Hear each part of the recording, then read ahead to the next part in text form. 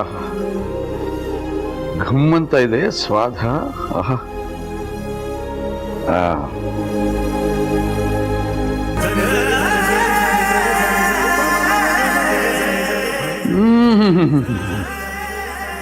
ಅದ್ಭುತ ಅದ್ಭುತ, ಏನ್ ಟೇಸ್ಟ್ ಇದು. ನಂಗೆ ಸಾವಿತ್ರಿ ಇಷ್ಟು ವರ್ಷ ಉಪ್ಪಿಟ್ಟು ಮಾಡಿ ಕೊಡ್ತಾ ಇದ್ಲು, ತುಂಬಾ ಚೆನ್ನಾಗಿ ಮಾಡೋಳು. ಆದ್ರೆ ಇದು ಏನೋ ವ್ಯತ್ಯಾಸವಾಗಿದೆ, ಎಕ್ಸ್ಟ್ರಾಡಿನರಿ ಟೇಸ್ಟು. ಶಭಾಷ್. ನನ್ನ ಸೊಸೆಗೆ ಕಂಪ್ನಿ ಕಟ್ಟೋಕ್ಕೂ ಬರುತ್ತೆ, ರಿಪೇರಿ ಮಾಡೋಕ್ಕೂ ಬರುತ್ತೆ, ಇಷ್ಟು ಚಂದ ಅಡುಗೆ ಮಾಡೋಕ್ಕೂ ಬರುತ್ತೆ. ಒಟ್ಟಿನಲ್ಲಿ ಯಾವುದಕ್ಕೂ ಹಿಂದೆ ಹಾಕಲ್ಲ ಅನ್ನೋದಾಯ್ತು ಅಲ್ವಾ? ಎಲ್ಲರೂ ತಿಂಡಿ ತಿಂದ್ರಮ್ಮ? ಅತ್ತೆಗೆ ಮತ್ತೆ ಅಮಲಾ ಅತ್ತಿಗೆಗೆ ಮಂಜುಳಕ್ಕ ತಿಂಡಿ ಕೊಟ್ಟಿದ್ದಾರೆ. ಕಾಂಚನ ಆಂಟಿ ಮತ್ತೆ ಗಣಪತಿ ಅಂಕಲ್ ವಾಕಿಂಗ್ ಹೋಗಿದ್ದಾರೆ. ನೀ ತಿಂಡಿ ತಿಂದ ಮಗಳ? ಇಲ್ಲ, ನಾನ್ ಮಾಡ್ತೀನಿ. ಕುತ್ಕೋ, ತಿಂಡಿ ಮಾಡು. ಇಲ್ಲ, ನಾನು ಆಮೇಲೆ ತಿಂತೀನಿ. ಅಯ್ಯೋ ಕೂತ್ಕೋ ಮಗಳೇ, ನೀನು ತಿಂಡಿ ಮಾಡು ಮಗಳೇ. ಏನು ಈ ಮಾವನ್ ಜೊತೆಲಿ ಕೂತ್ಕೊಂಡು ತಿಂಡಿ ಮಾಡೋದಕ್ಕೆ ಮುಜುಗರನಾ ನಿನಗೆ? ಅಯ್ಯೋ ಇಲ್ಲ. ಮತ್ತೆ ಅಪ್ಪ ಮಗಳು ಅರಟೆ ಹೊಡ್ಕೊಂಡು ತಿಂಡಿ ಮಾಡೋಣ. ತಿನ್ನು ಬಾ, ತಿನ್ನು ತಾಯಿ.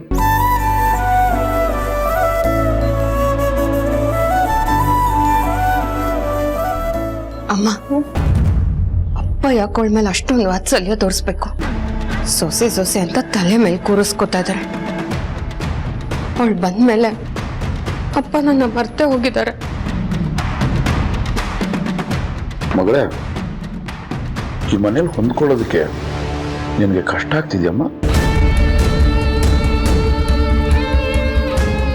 ನೀವು ಶ್ರೀಮಂತರು, ನಿಮ್ಮ ಮನೆ ಹೇಗಿರುತ್ತೆ ಅನ್ನೋ ಆತಂಕ ಇತ್ತು. ಆದ್ರೆ ನೀವ್ ಯಾರು ದೊಡ್ಡಸ್ತಿಗೆ ತೋರ್ಸ್ಕೊಳ್ಳೋ ಅಂತ ಜನ ಅಲ್ಲ. ನಿಮ್ ಬಗ್ಗೆ ನಾನು ತುಂಬಾ ತಪ್ಪು ತಿಳ್ಕೊಂಡ್ಬಿಟ್ಟಿದ್ದೆ, ನನ್ನನ್ನ ಕ್ಷಮಿಸಿ. ನಿಜಕ್ಕೂ ಈ ಮನೇಲಿ ನಾನು ಆರಾಮಾಗಿದ್ದೀನಿ. ಆರಾಮಾಗಿದೀಯಾ ನೀನಾ? ನೀನಿಲ್ಲಿ ಎಷ್ಟು ಆರಾಮಾಗಿದೆಯಾ? ಈ ಮನೆಯಲ್ಲಿ ನೀನೆಷ್ಟು ಕಷ್ಟ ನೋವುಗಳನ್ನು ಅನುಭವಿಸ್ತಾ ಇದೆಯಾ ಅಂತ ನನಗೂ ಅರ್ಥ ಆಗುತ್ತೆ ಮಗಳೇ. ನೀನು ಹೇಳ್ಕೊಳ್ಳಲ್ಲ ಅಂದ ಮಾತ್ರಕ್ಕೆ ನನಗೆ ಗೊತ್ತಾಗಲ್ಲ ಅಂತ ಅನ್ಕೊಂಡಿದ್ಯೇನೋ? ಹೇಳು, ಯಾರಿಂದ ಇಲ್ಲಿ ನಿನಗೇನು ತೊಂದರೆ ಆಗ್ತಿದೆ? ಸಂಕೋಚ ಇಲ್ಲದೆ ನಂಗೆ ಧೈರ್ಯವಾಗಿ ಹೇಳು.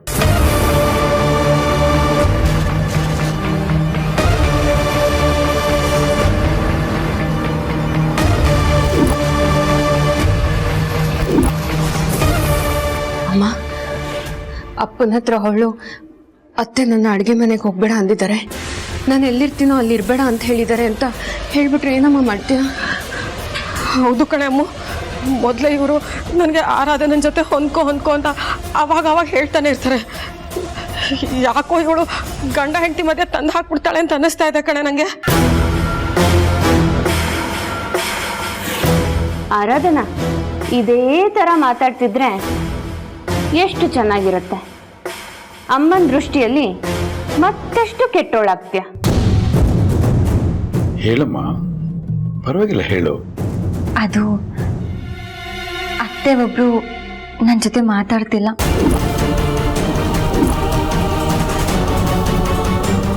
ಅದಕ್ಕೆ ನನಗೆ ತುಂಬಾ ಬೇಜಾರಿದೆ. ಆದ್ರೆ ನನ್ನ ಮೇಲೆ ಅವ್ರಿಗಿರೋ ಕೋಪ ನ್ಯಾಯವಾಗಿದ್ದೆ ಅಲ್ವಾ ಮಾವ?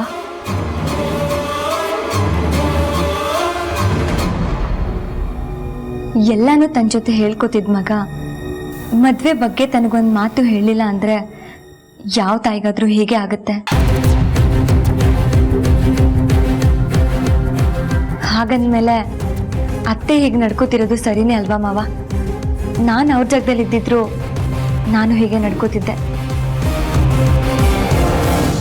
ಹಾಗೆ ನೋಡಿದ್ರೆ ಅತ್ತೆ ನೋಡಿದ್ರೆ ಪಾಪ ಅನ್ಸುತ್ತೆ. ಅವ್ರ ನೋವನ್ನ ತೋರಿಸ್ಕೊಳ್ದೆ ಅವ್ರ ಪಾಡಿಗೆ ಅವ್ರಿದ್ದಾರೆ.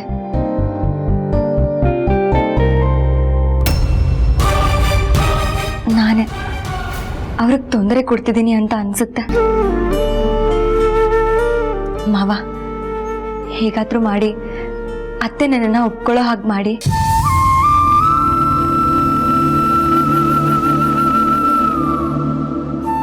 ನಿಮ್ಮ ಅತ್ತೇನಾ? ಅಲ್ಲಲ್ಲ, ಒಂದು ಹೆಣ್ಣಾಗಿ ಒಂದು ತಾಯಿ ಮನಸ್ಸನ್ನು ಅರ್ಥ ಮಾಡ್ಕೊಂಡಿದೆಯಲ್ಲ ಮಗಳೇ. ನಿನ್ನಂಥ ಒಳ್ಳೆ ಮನಸ್ಸಿನ ಹುಡುಗಿನ ಸಾವಿತ್ರಿ ಅರ್ಥ ಮಾಡ್ಕೊಳ್ಳುವಂಥ ಸುದಿನ ಆದಷ್ಟು ಬೇಗ ಬರುತ್ತೆ. ನೀನು ಯೋಚನೆ ಮಾಡಬೇಡ.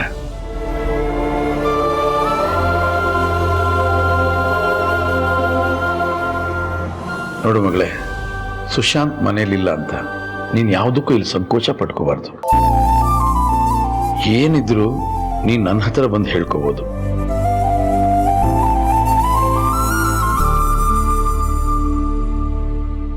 ಮಾವ, ನಾನೇನೋ ಕೇಳ್ಬೋದಾ? ಕೇಳು ಮಗಳೇ. ಅಪ್ಪ ನೀವು ಶುರು ಮಾಡಿದ ಮೊದಲನೇ ಫ್ಯಾಕ್ಟ್ರಿನ ನಾನು ನೋಡ್ಬೋದಾ? ನೀವು ನನ್ನನ್ನು ಅಲ್ಲಿ ಕರ್ಕೊಂಡು ಹೋಗ್ತೀರಾ?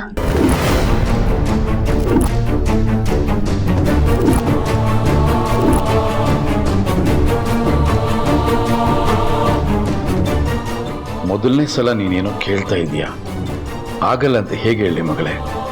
ಖಂಡಿತ ಕರ್ಕೊಂಡು ಹೋಗ್ತೀನಿ.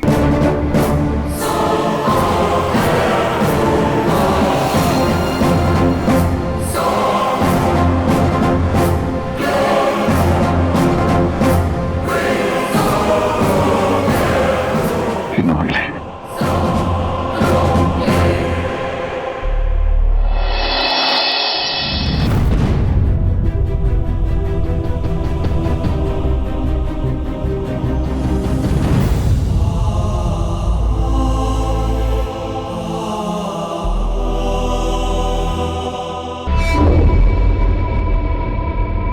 ಅಮ್ಮ, ನಿನಗೆ ಈಗಲಾದರೂ ಅರ್ಥ ಆಗ್ತಿದ್ಯಾ ನಾನೇನು ಹೇಳ್ತಿದ್ದೀನಿ ಅಂತ?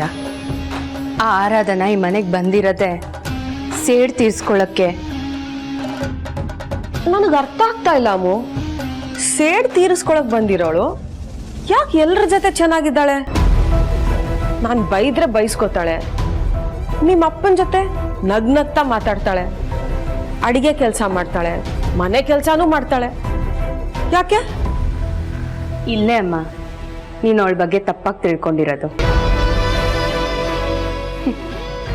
ಅವಳ ಟ್ರಿಕ್ಕೇ ಅದೇ ಅಮ್ಮ, ತುಂಬ ಒಳ್ಳೆಯವಳಾಗಿರೋದು, ಎಲ್ರ ಮನ್ಸನ್ನ ಗೆಲ್ಲೋದು. ಈಗ ನೋಡು, ನೀನು ಅವಳನ್ನ ಅಡುಗೆ ಮನೆಗೆ ಹೋಗ್ಬೇಡ ಅಂತ ಹೇಳಿದ್ದೆ, ಆದರೆ ನೀರು ಬ್ಲಾಕ್ ಆಗಿರೋ ನೆಪ ಇಟ್ಕೊಂಡು ಅಡುಗೆ ಮನೆಗೆ ಹೋದ್ಲು.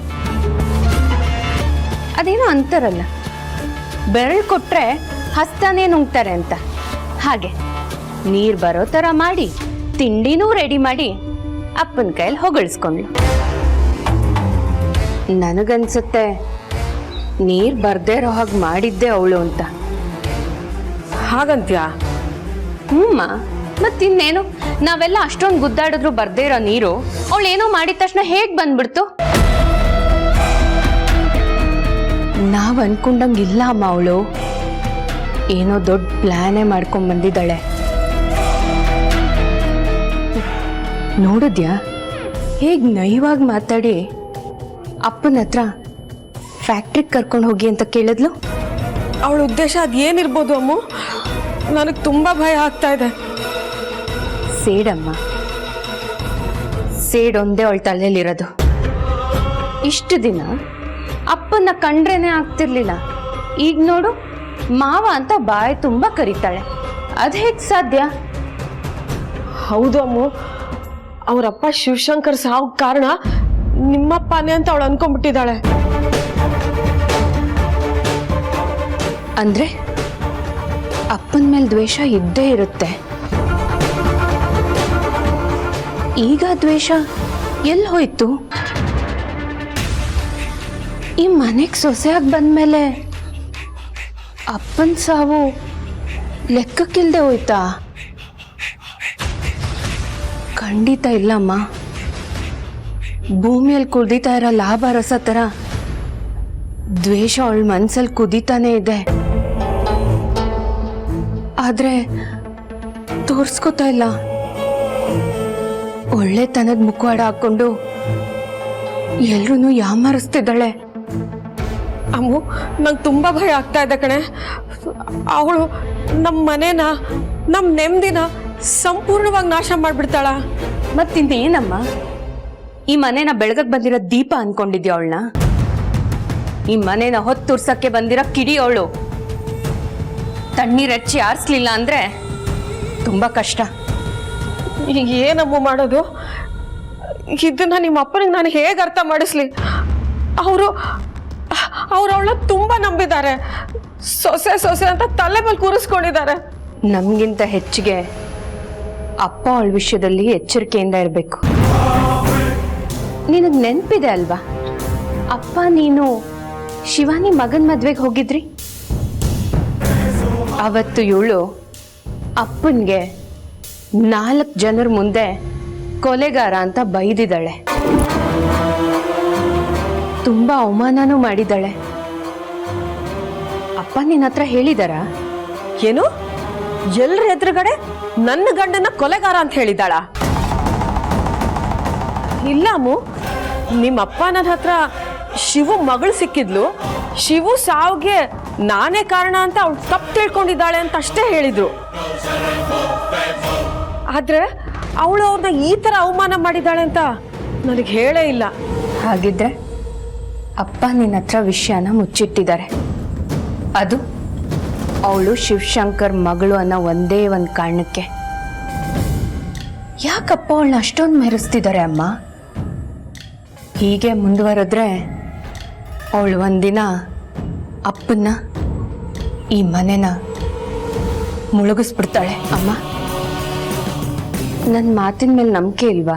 ಆರಾಧನಾ ನಿಮ್ಮ ಅಪ್ಪನ ಕೊಲೆಗಾರ ಅಂತ ಬೈದಿದ್ದಾಳೆ ಅಂತ ನನಗೆ ನಂಬಿಕೆ ಆಗ್ತಾ ಇಲ್ಲ ಅಮ್ಮು. ನಿಂಗೆ ಅಷ್ಟೊಂದು ಅನುಮಾನ ಇದ್ರೆ ಈಗಲೇ ಮೂರ್ತಿ ಅಂಕಲ್ಗೆ ಫೋನ್ ಮಾಡಿ ಕೇಳು. ಅಪ್ಪ ಮತ್ತೆ ಮೂರ್ತಿ ಅಂಕಲ್ ಮಾತಾಡ್ಕೊಂಡಿದ್ದು ನಾನೇ ಕೇಳಿಸ್ಕೊಂಡಿದ್ದೀನಿ.